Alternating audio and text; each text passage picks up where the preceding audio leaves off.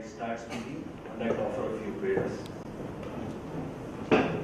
Umagyantivirandasya Gyananjana Shalakara Chakshurunmilitam Vena Tasmai Shri Gurave Namah Namo Vishnupadaya Krishna Krishnaya Bhutale Srimate Bhaktivedanta Swami Nitinamine Namaste Saraswati Deve Gauravani Pracharine Nirvishesha Shunyavadi Bhashadide Sakarine Jai Shri Krishna Chaitanya Prabhu Nityananda Shri Advaita Gadadhara Srivasadi Gaur Bhaktivinoda Hare Krishna Krishna Krishna Hare Hare Hare Ramo Ram Ramo Hare Hare.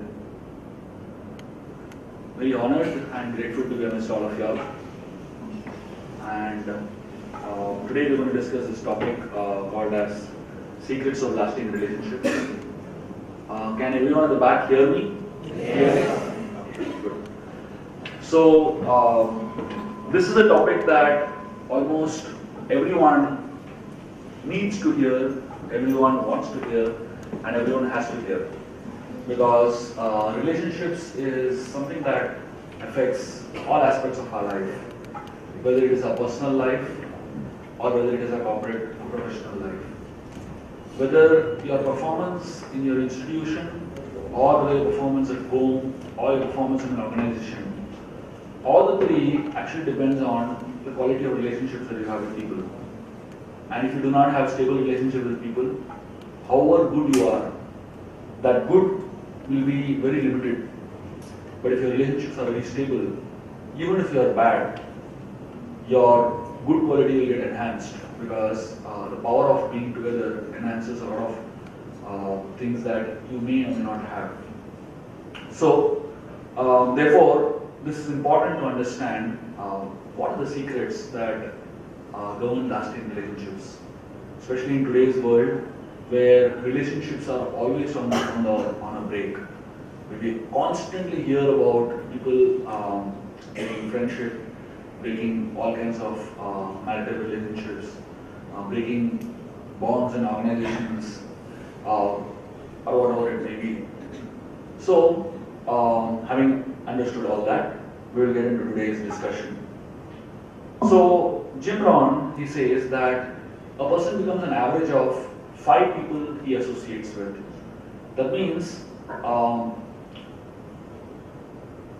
you can think for yourself which are the 5 people that you really hang around with the most. So who you are is an average of the 5 people, essentially.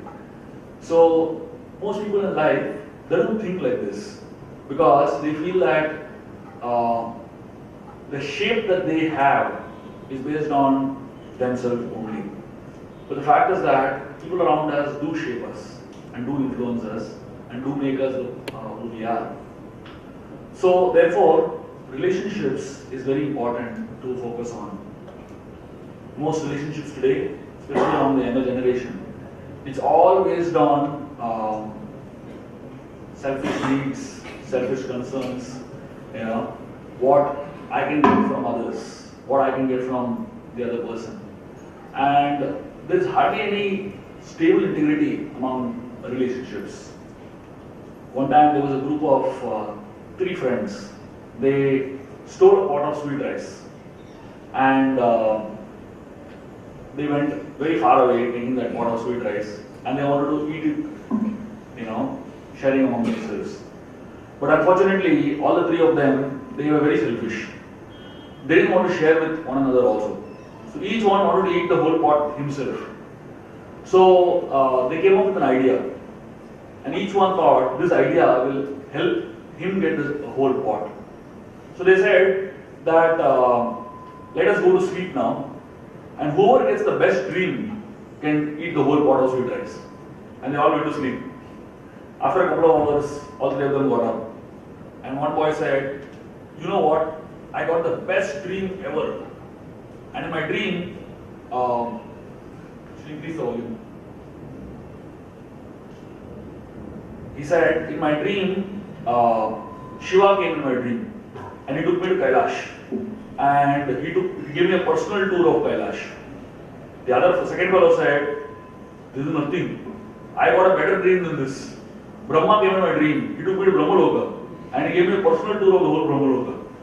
The third fellow said, I got a dream and this dream was very scary. It was actually a nightmare. And in my dream, Hanuman came and he was waving his gada. And Hanuman actually threatened me. And he said, if you don't eat this full pot of sweet rice, I'll beat you. And the other two guys said, did you actually eat it? So he said, what else I could do? I have no option. He was threatening me so badly. So friendship is mostly at this level, where you take advantage of one another's weakness, and you try to prove yourself to be smarter than the others. So, what is life? There was a man whose name was Peter Barbosh. He wrote a book. This man is one of tennis legends in the world. And this man, he has his own coaching classes on tennis, and he's an author, motivational speaker. So this man, he wrote a book, and the book was had a very interesting title. The name of his book is The Dash of Life. And the reason he gave the title as Dash of Life is because he says life is from 1 year to another, say 1977 to 2010. So that's your whole life. But essentially, the first year and the last year indicates nothing. But actually, your whole life is represented by that dash in between. So therefore, he calls this book as The Dash of Life. That means your entire life is only a small dash. That's it. But what you do in that dash, the kind of connections that you have with people in this dash, the kind of lifestyle that you live in this dash,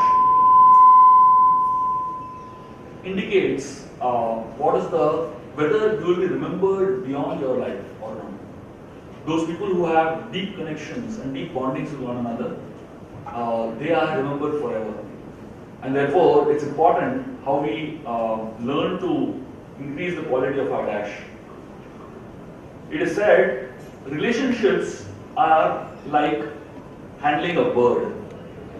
If you squeeze the bird too much, it dies. If you leave it free, it flies. But if you give it love and affection, it stays. So, many people, when it comes to having certain relationships, they squeeze the relationship so badly, thinking that, I am trying to really develop intimate connection, that the relationship dies.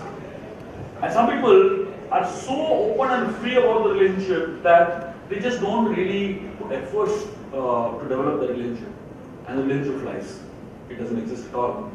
Therefore, the sensitive balance between squeezing and completely being detached is what good relationships is about.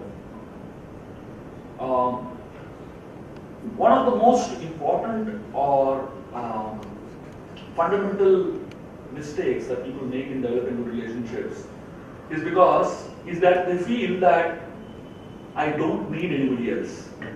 Especially those who are intelligent, those who are capable, those who are smart. They are the ones who feel that why do I need others? I don't need anyone in my life. I can do things on my own. And they feel that anything big can be achieved just by determination, just by one's own efforts. But let us just think about it. Have you ever seen anyone achieving any kind of success alone? Practically, no one achieves any success on their own. Everyone needs others to be successful. Whether you consider sports people, whether you consider in the film world, whether you consider literary world, whether you consider corporate world, practically in all organizations and all setups, if any kind of success has been achieved, that success has been achieved based on people cooperating and working together to achieve success. A sportsman who is successful, it's not only by his endeavor that he's successful, right?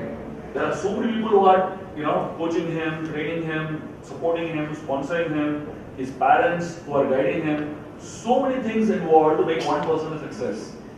So, no matter how intelligent you are, no matter how good you are, you cannot achieve success on your own. And why do people feel that they can achieve success on their own? The person who feels that I am alone sufficient he has four thought processes. The first problem that he has is the false ego. So the ego, it makes one realize or makes one feel that, I don't need anybody in my life. The ego convinces you that you don't need anyone. You are alone sufficient. So if you do not let go of your ego, the ego will kill you. There was one man who got Aladdin's lamp, and the genie came out. And the genie came out and told him that I can do anything for you. Whatever you want, I'll do it for you. This man became happy. But the genie said there is a condition. In everything in life, there is conditions, right? That's what advertising is about. So the genie said, I'll do anything for you, but the condition is that whatever I do for you, I'll do double for your neighbor. This man said, no problem, as long as I get the benefit. So this man said, I want a Mercedes car. And outside his house, there was a Mercedes car standing. But outside his neighbor's house, there were two. This man said, I want a 50-room house. And in 10 minutes, a 50-room house was standing. But his neighbor had a 100-room house. This man was getting irritated now. This man, he said, remove one eye of mine. And the neighbor lost both his eyes. This fellow became happy, So when the false ego is very strong, it just doesn't allow you to connect with people. And such people, they feel that I can survive on my own. The second reason people who prefer to be alone, prefer not to have strong bondings, is because of a sense of insecurity. Because insecure people surround themselves with people who are weaker than them. You know why? Because they feel that if I connect with somebody who is stronger than me, then that person will overpower me. He will be better than me. So therefore, they, in an organization also, they hire people who are not so intelligent, or at least not as intelligent as them. They prefer that. And even the knowledge transfer is not complete. They give only half knowledge. So the reason people are insecure is because of two things. One is that they want to maintain full control. They want to maintain control over everything. And the second is that they fear that I will be replaced by somebody better than me. The third reason why people want to be selfish or want to live a lonely life is because of what is known as naivety. Naivety means they underestimate the power of doing big things. They underestimate the fact that to achieve any big dreams cannot be achieved alone. But they underestimate that fact. And they are so naive about the reality of life that they prefer to be alone. And of course, the fourth thing is that people are introvert. A lot of people, the temperament is very introvert, so they don't prefer to connect with people. But if you study the nature of this world, this universe is created in such a way that every human being has some strengths and weaknesses. Every human being has some good qualities and some weaknesses. So basically, anyone in this world, if he wants to achieve anything, he or she has to learn to depend on others, has to learn to connect with others. And that connection, that dependence is what is called as relationships. So, whether it is a family, whether it is an organization, whether it is a community, or whether it is friendship, it's all based on this fact. The universe is created in such a way that we have to depend on one another.